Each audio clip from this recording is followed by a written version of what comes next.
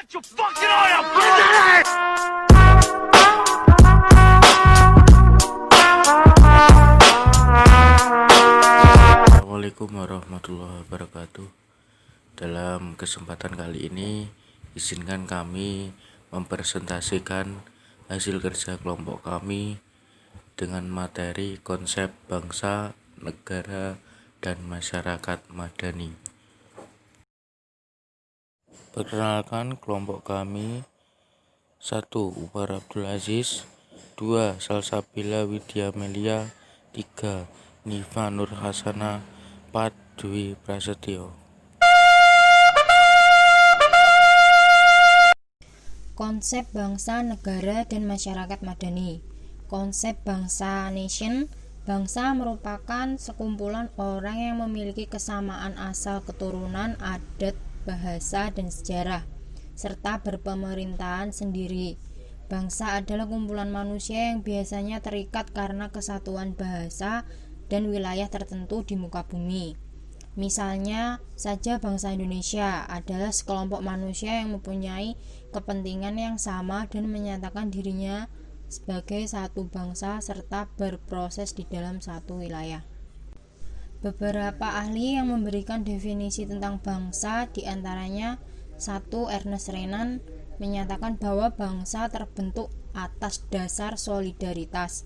2. Otto Bauer menyatakan bahwa bangsa adalah sekelompok manusia yang mempunyai kesamaan karakter yang tumbuh karena persamaan nasib. 3. Friedrich Ratzel menyatakan bahwa bangsa terbentuk oleh adanya hasrat bersatu karena kesamaan tempat tinggalnya terhadap urusan dalam negerinya. 4.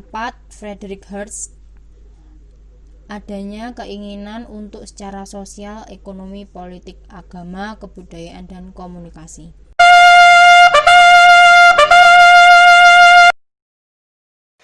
Selanjutnya yaitu konsep negara atau state.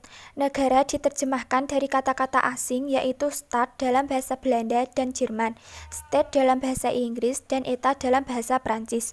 Negara merupakan bentuk integrasi dan bentuk organisasi pokok dari kekuasaan politik. Dengan kata lain, negara adalah organisasi dalam suatu wilayah yang mempunyai kekuasaan secara sah terhadap semua kelompok yang ada di wilayah tersebut dan mempunyai hak untuk menetapkan tujuan-tujuan dan ketentuan-ketentuan dalam penyelenggaraan kehidupan di suatu daerah atau wilayah.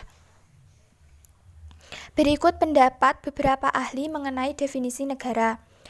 Yang pertama, menurut S. Robert M. McIver, negara adalah asosiasi yang menyelenggarakan penertiban dalam suatu wilayah dengan berdasarkan sistem hukum yang diselenggarakan oleh suatu pemerintah yang bermaksud untuk diberikan kekuasaan memaksa. Yang kedua, menurut S. Max Weber, negara adalah suatu masyarakat yang mempunyai monopoli dalam penggunaan kekerasan fisik secara sah dalam suatu daerah atau wilayah. Yang ketiga, menurut S. Harold J. Lasky, negara adalah suatu masyarakat yang diintegrasikan karena mempunyai wewenang yang bersifat memaksa dan secara sah lebih berkuasa daripada individu atau kelompok yang merupakan bagian dari masyarakat. Masyarakat adalah suatu kelompok manusia yang hidup dan bekerja sama untuk memenuhi terkabulnya keinginan-keinginan mereka bersama. Masyarakat merupakan negara kalau cara hidup yang harus ditaati baik oleh individu maupun asosiasi ditentukan oleh suatu wewenang yang bersifat memaksa dan mengikat.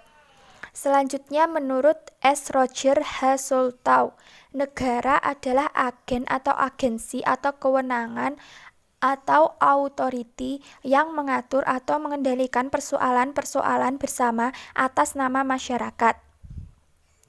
Dari definisi di atas dapat ditarik kesimpulan bahwa negara merupakan suatu daerah teritorial di mana masyarakat dipimpin oleh sekelompok orang yang berhak melalui aturan yang sah dan masyarakat pun patuh terhadap aturan yang berlaku di negara tersebut.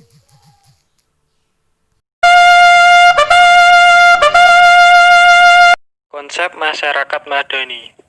Masyarakat madani merupakan konsep yang wajah, memiliki banyak arti atau sering diartikan dengan makna-makna yang berbeda-beda. Bila merujuk pada pengertian dalam bahasa Inggris, ia berasal dari civil society atau masyarakat sipil, sebuah kontraposisi dari masyarakat militer. Istilah masyarakat madani selain mengacu pada konsep civil society juga berdasarkan pada konsep negara-negara kota Madinah yang dibangun Nabi Muhammad SAW pada tahun 622 Masehi. Unsur masyarakat madani. Masyarakat madani tidak muncul dengan sendirinya.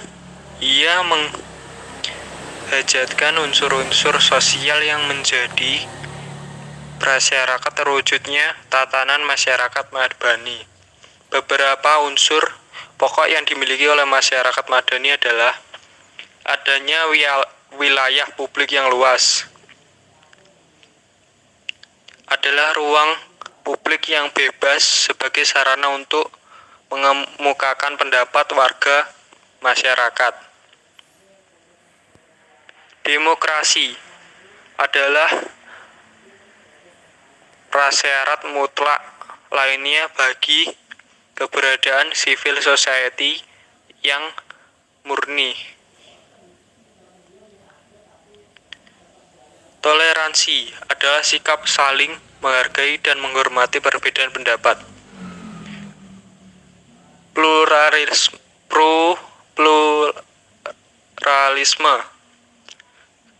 kemajemukan atau pluralisme merupakan persyaratan lain bagi civil society. Keadilan sosial adalah adanya keseimbangan dan pembagian yang proporsional atas hak dan kewajiban setiap warga negara yang mencakup sebuah aspek kehidupan, ekonomi, politik, pengetahuan, dan kesempatan. Dengan pengertian lain, keadilan sosial adalah hilangnya monopoli dan pemutasan salah satu aspek kehidupan yang dilakukan oleh kelompok tertentu. Alhamdulillahirabbil alamin. Untuk presentasi kali ini saya tutup. Kurang lebihnya kami mohon maaf. Ihdinas siratal mustaqim. Wassalamualaikum warahmatullahi wabarakatuh.